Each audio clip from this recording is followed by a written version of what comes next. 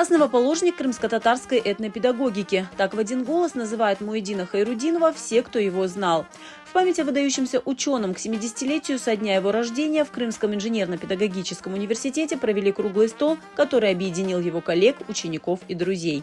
Muhittin Hoca aramızdan ketken olsa da o hep bir yaşay, gayeleri içinde yaşay, onun talebeleri yaşay, onu bayrağını kotarıp ketken. Muhittin Hoca o pedagogikada büyük alimlerden birisidir ki, ve tek pedagogika değil de o milli pedagogika esaslarını koyganlardan birisi. Şimdi bu gayeleri yaşay, yavaş yavaş alimler onun gayelerini ilerige sürüyatalar ve ileride de böyle olacağına işancımız kamil. Мечтавший в юности стать историком, Муидин Хайрудинов стал гениальным педагогом. В Узбекистане он был проректором Ферганского госуниверситета. После работал в вузе в Николаеве, а по возвращении в Крым преподавал в Таврическом национальном университете и стоял у истоков основания Крымского инженерно-педагогического университета. Это время друг и коллега Муидин Hoca Исмаил Керимов вспоминает с особым теплом. Evet, unutulmayacak vakitler çünkü o zaman da bugündeki gibi böyle auditoriyalar, üniversite böyle bir binalar şeyler yok idi.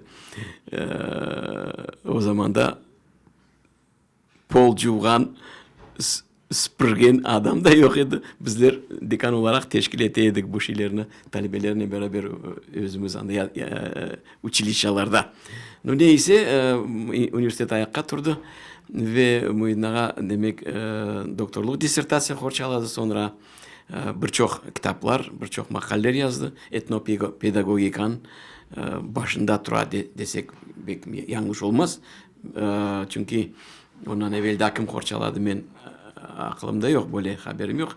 Ama neyse mutlak onun faaliyetini devam etmek gerek. Çünkü bu ciddi faaliyet. Особенные отношения были у Муидина Хайрудинова и с его студентами. В работу с ними он вкладывал не только свои знания, но и душу. Хочется вспомнить студенческие годы. Муидин Айдинович вел у нас педагогику.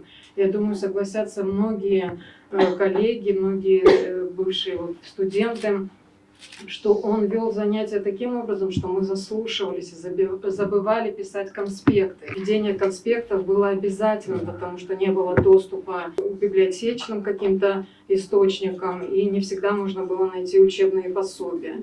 То есть его интонация, его манера изложения как бы влюбляла нас в педагогику, в педагогическую науку.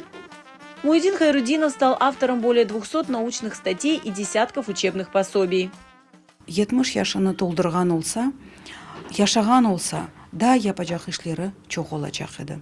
Ama ilahi, taqdiri ilahi, Allah'ın rahmetinde olsun.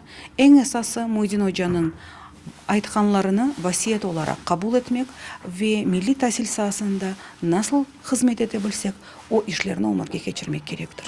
Патриотическими стихами и песнями почтили память Муидина Хайрудинова ученики Добровской общеобразовательной школы.